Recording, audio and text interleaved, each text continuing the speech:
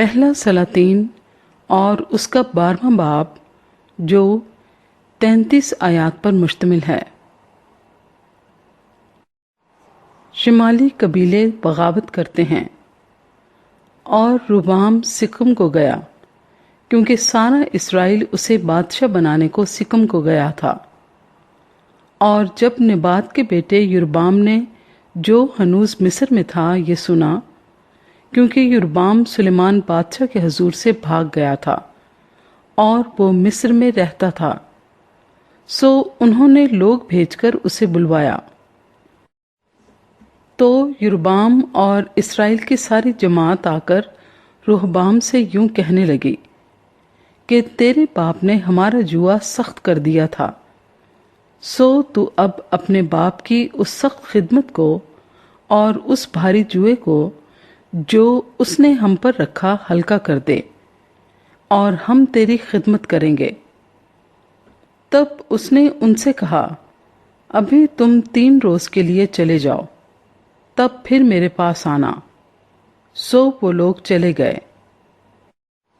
اور رہبام بادشاہ نے ان عمر رسیدہ لوگوں سے جو اس کے باپ سلیمان کے جیتے جی اس کے حضور کھڑے رہتے تھے مشورت لی اور کہا کہ ان لوگوں کو جواب دینے کے لیے تم مجھے کیا صلاح دیتے ہو؟ انہوں نے اس سے یہ کہا کہ اگر تو آج کے دن اس قوم کا خادم بن جائے اور ان کی خدمت کرے اور ان کو جواب دے اور ان سے میٹھی باتیں کرے تو وہ سدا تیرے خادم بنے رہیں گے۔ پر اس نے ان عمر رسیدہ لوگوں کی مشورت جو انہوں نے اسے دی چھوڑ کر ان جوانوں سے جو اس کے ساتھ بڑے ہوئے تھے اور اس کے حضور کھڑے تھے مشورت لی اور ان سے پوچھا کہ تم کیا صلاح دیتے ہو تاکہ ہم ان لوگوں کو جواب دے سکیں جنہوں نے مجھ سے یوں کہا ہے کہ اس جوئے کو جو تیرے باپ نے ہم پر رکھا ہلکا کر دے۔ ان جوانوں نے جو اس کے ساتھ بڑے ہوئے تھے اس سے کہا، تو ان لوگوں کو یوں جواب دینا جنہوں نے تجھ سے کہا ہے کہ تیرے باپ نے ہمارے جوئے کو بھاری کیا، تو اس کو ہمارے لیے ہلکا کر دے۔ سو تو ان سے یوں کہنا کہ میری چھنگلی میرے باپ کی کمر سے بھی موٹی ہے، اور اب گو میرے باپ نے بھاری جوا تم پر رکھا ہے، تو بھی میں تمہارے جوئے کو اور زیادہ بھاری کروں گا۔ میرے باپ نے تم کو کوڑوں سے ٹھیک کیا، میں تم کو بچھوؤں سے ٹھیک بناؤں گا۔ سو یربام اور سب لوگ تیسرے دن رہبام کے پاس حاضر ہوئے جیسا بادشاہ نے ان کو حکم دیا تھا کہ تیسرے دن میرے پاس پھر آنا۔ اور بادشاہ نے ان لوگوں کو سخت جواب دیا اور عمر رسیدہ لوگوں کی اس مشورت کو جو انہوں نے اسے دی تھی ترک کیا، اور جوانوں کی صلاح کے موافق ان سے یہ کہا کہ میرے باپ نے تو تم پر بھاری جوا رکھا، لیکن میں تمہارے جوئے کو زیادہ بھاری کروں گا۔ میرے باپ نے تم کو کوڑوں سے ٹھیک کیا، پر میں تم کو بچھوؤں سے ٹھیک بناؤں گا۔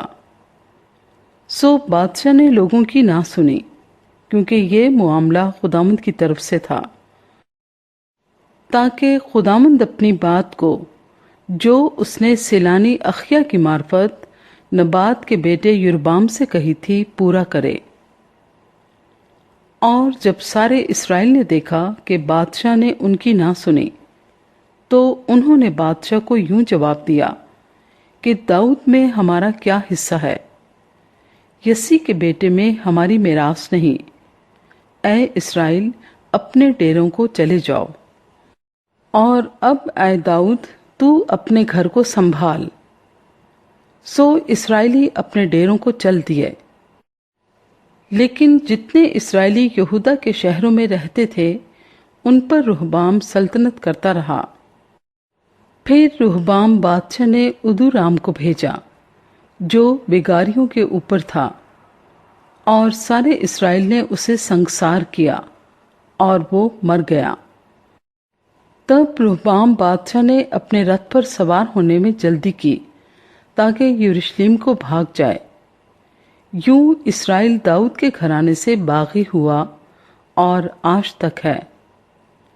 اور جب سارے اسرائیل نے سنا کہ یربام لوٹ آیا ہے تو انہوں نے لوگ بھیج کر اسے جماعت میں بلوایا اور اسے سارے اسرائیل کا بادشاہ بنایا، اور یہودا کے قبیلے کے سوا کسی نے داؤد کے گھرانے کی پیروی نہ کی۔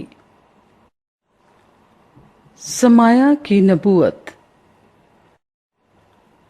اور جب رہبام یروشلم میں پہنچا تو اس نے یہودا کے سارے گھرانے اور بنیامین کے قبیلے کو، جو سب 1,80,000 چنے ہوئے جنگی مرد تھے، اکٹھا کیا تاکہ وہ اسرائیل کے گھرانے سے لڑ کر سلطنت کو پھر سلیمان کے بیٹے رہبام کے قبضے میں کرا دیں۔ لیکن سمایا کو، جو مرد خدا تھا، خدا کا یہ پیغام آیا کہ یہودا کے بادشاہ سلیمان کے بیٹے رہبام اور یہودا اور بنیامین کے سارے گھرانے اور قوم کے باقی لوگوں سے کہہ کہ خداوند یوں فرماتا ہے کہ تم چڑھائی نہ کرو اور نہ اپنے بھائیوں بنی اسرائیل سے لڑو، بلکہ ہر شخص اپنے گھر کو لوٹے، کیونکہ یہ بات میری طرف سے ہے۔ سو انہوں نے خداوند کی بات مانی اور خداوند کے حکم کے مطابق لوٹے اور اپنا راستہ لیا۔